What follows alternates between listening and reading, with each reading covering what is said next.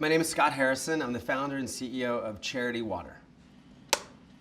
Well, I took a really non-traditional path into the nonprofit world. I was actually a nightclub promoter in New York City for 10 years. So at 18, I'd moved here. I'd rebelled against a very conservative Christian upbringing, and it was my time. I wanted to drink, smoke, chase girls, chase money. And really, after the end of a decade, I'd somehow become the worst person I knew and made a big change. I came back to New York City and asked the question, what would the opposite of my life look like? I sold my possessions. I began to apply at humanitarian organizations, and nobody would take me.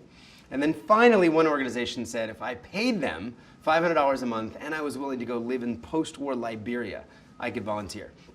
And I said, this is great, here's my credit card details. And really, that's where my entire life changed. The mission was clear. I wanted to work to create a world where everyone had clean water, no matter where they were born. But as I started talking to my friends, I realized this wasn't going to be easy because my friends distrusted charities. Really, the vision was to reinvent charity. A new way where people could experience the impact of their generosity, of their selflessness, and see where their money was going. We've now developed 126 amazing families that joyfully pay for the overhead, for 80 employees, the office, the flights, so that 100% of the public's money can always directly go to water projects. This is an amazing thing we get to do. I mean, we get to bring 2,800 people clean water every single day for the first time. We get to invite everyday people into this, to be a part of this story. When virtual reality came out a few years ago, I remember thinking to myself, people are going to use this for gaming, maybe for porn.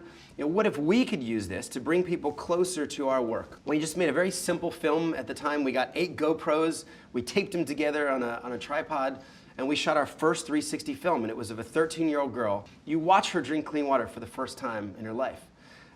It's been amazing to watch people put this headset on, get transported to Ethiopia. 8 minutes later, take the headset down, tears streaming down their face. I remember once we were in the Central African Republic and we'd raised a bunch of money for a well for the Bayaka pygmies. We'd promised to live drill via satellite. And wouldn't you know it, we failed. We broadcast the failure because it was the truth, and it doesn't always work, and it's really hard.